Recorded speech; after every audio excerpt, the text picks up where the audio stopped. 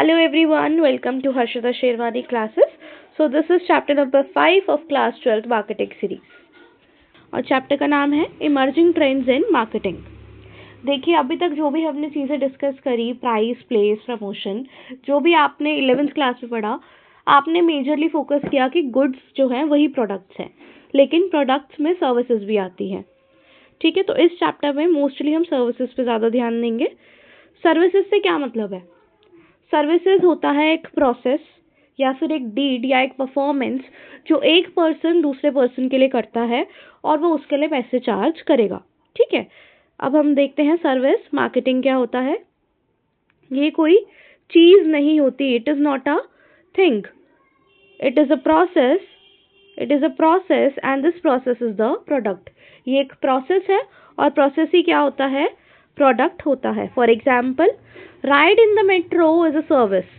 आप मेट्रो में राइड करते हो डेली, मेट्रो में राइड करना क्या होता है? सर्विस होती है। Not metro itself, metro product नहीं है यहाँ पर। Ride, metro ride is a product. तो आपको देखना है वो कि वो गुड्स है या फिर वो सर्विस है। वो क्या है? सर्विस है। उसके बाद देखिए, service is a deed, a performance और एन एफर्ट। कोई भी डीड है, कोई भी परफॉर्मेंस है, कोई भी एफर्ट है जो एक पर्सन दूसरे पर्सन के लिए करेगा और उससे क्या करेगा? पैसे चार्ज करेगा। एंड उसके बाद देखिए फर्स्ट चीज़ क्या है? Meaning and definition of service.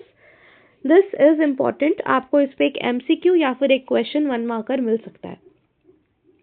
ठीक है, डीड क्या है? कोई भी एक्ट और परफॉर्मेंस है जो एक पार्टी ऑफर करती है दूसरी पार्टी को, one party offer to the another party, और ये क्या होता है? नेचर में इंटेंजिबल होता है, which can not be seen, touched और फेल्ट। ठीक है, वो होता है इंटेंजिबल, जिसकी कोई फिजिकल प्रेजेंस नहीं होती and does not result in the ownership of the anything. जैसे आप कोई गुड्स परचेज करते हो तो उस गुड्स की आपके पास ओनरशिप आ जाती है, लेकिन आपने कभी सर्विस परचेज करी है तो आपके पास उस प्रोडक्ट की, सर्विस की ओनरशिप नहीं आती, बस आप उसको क्या करते हो? एक्सपीरियंस कर पाते हो। उसके बाद देखिए, इट्स प्रोडक्शन मे और may not tied to a physical product. ज़रूरी नहीं है कि हर सर्विस किसी प्रोडक्ट के ऊपर की जाए। फॉर एग्जाम्पल, अगर आप एसी ठीक करा रहे हो, आपने एसी रिपेयरिंग सर्विसेज ली है, तो उसके लिए एसी का होना क्या है? मैंडेटरी है। बट फॉर एग्जाम्पल आपने ली है टीचिंग सर्विसेज, तो उस चीज़ में टीचर का होना क्या है? मैंडेटरी है। और आपने ली है कंसल्टेंसी सर्विसेज।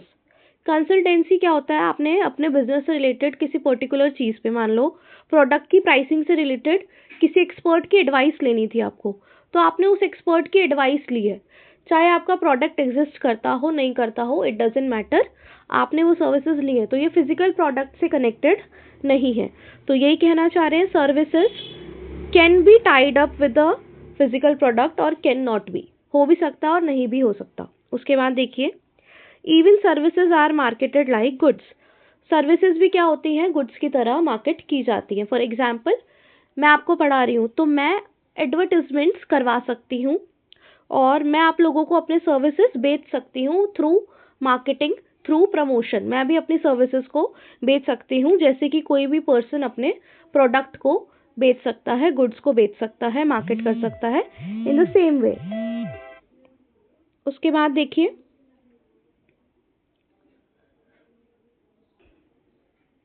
उसके बाद है कैरेक्टरिस्टिक्स ऑफ सर्विसेज।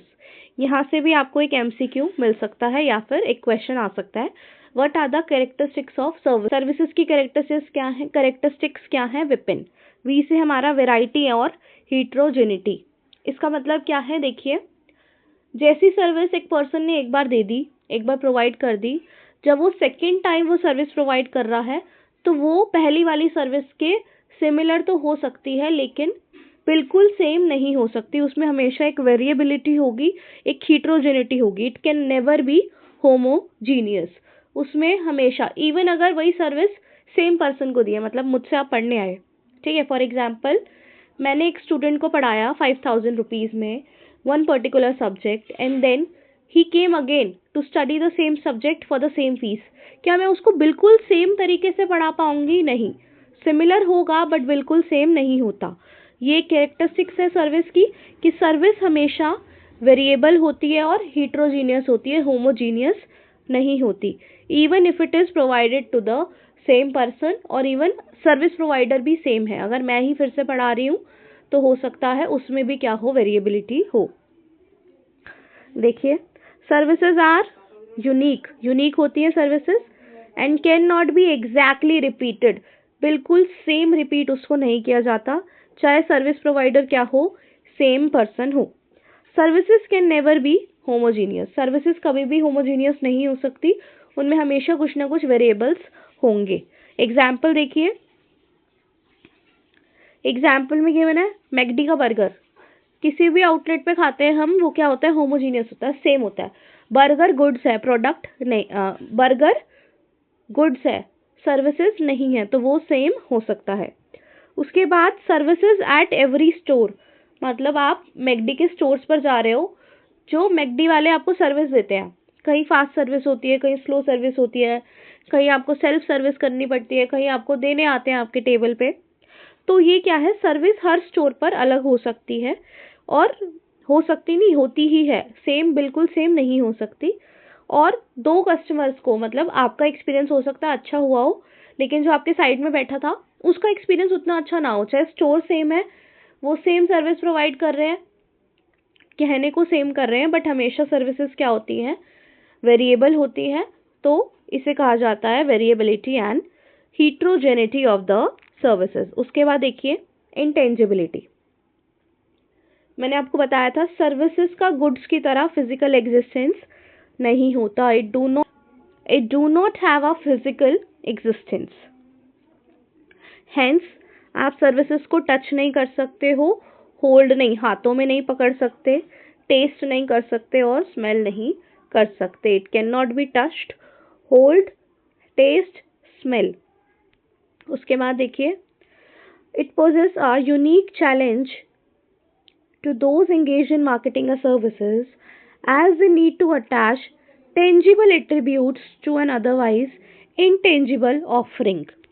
आप सर्विसेज को अगर मार्केट करना चाहते हो तो ये एक बहुत बड़ा टास्क है, क्योंकि वो इंटेंजिबल है, तो आपको सर्विसेज को जो इंटेंजिबल है उनको किसी टेंजिबल प्रोडक्ट के साथ क्या करना पड़ेगा, जोड़ना पड़ेगा, अगर आपको उसे मार्केट करना है तो। इसलिए marketing a service is a very difficult and unique challenge. ठीक है, उसके बाद देखिए पेरिशेबिलिटी, पेरिशेबिलिटी का मतलब है स्टोर करना। ठीक है, अब देखिए सर्विसेज को आप स्टोर कर सकते हो क्या, no, it can not be stored.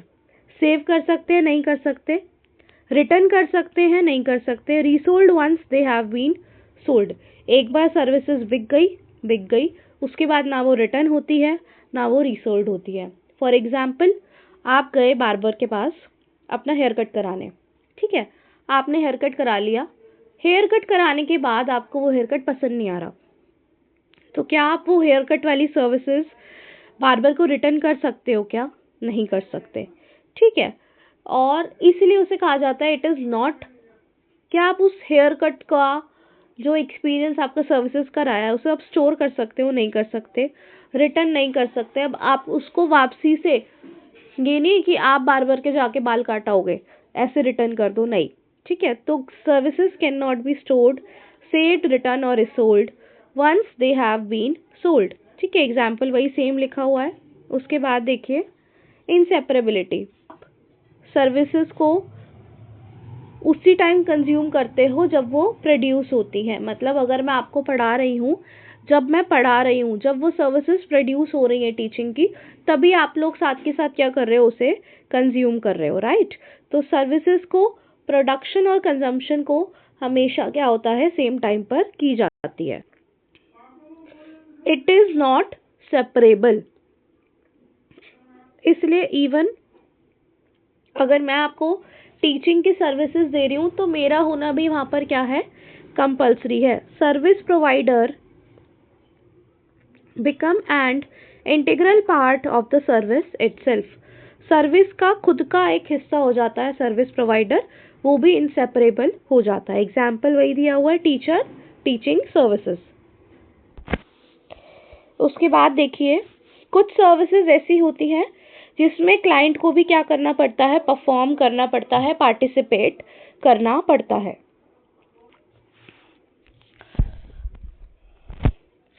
Clients also participate in the services to some extent and hence can affect the outcome of the services. ठीक है, फॉर एग्जाम्पल मैं टीचर हूँ, अगर मैं टीचिंग सर्विसेज प्रोवाइड कर रही हूँ तो सामने स्टूडेंट को भी क्लास में आकर बैठना पड़ेगा, उसको भी पार्टिसिपेट करना पड़ेगा। अगर आप मुझसे यूट्यूब पे पढ़ रहे हैं तो आपको भी मेरी वीडियो प्ले करनी पड़ेगी। You also have to participate to some extent, मतलब थोड़ा बहुत कुछ ना कुछ आपको भी करना पड़ेगा। और अब देखिए स्टूडेंट्स भी क्या होते हैं, दो टाइप के होते हैं। पहला स्टूडेंट मान लो बहुत अच्छा है पढ़ाई में, सिंसियर होकर क्लास में बैठ के सुनता है, ठीक है, तो जो मेरा आउटकम आएगा सर्विस का वो अच्छा आएगा, क्योंकि सामने वाला स्टूडेंट डिसिप्लिन्ड है, सुनना चाहता है, इंटरैक्टिव है, कमेंट्स करता है और वीडियोस को लाइक करता है, सब्सक्राइब करता है, तो मुझे भी पढ़ाने में मज़ा आएगा कि हाँ भाई my services are being respected, मेरी सर्विसेज की भी क्या हो रही है, रिस्पेक्ट हो रही है और बच्चों को अच्छा लग रहा है।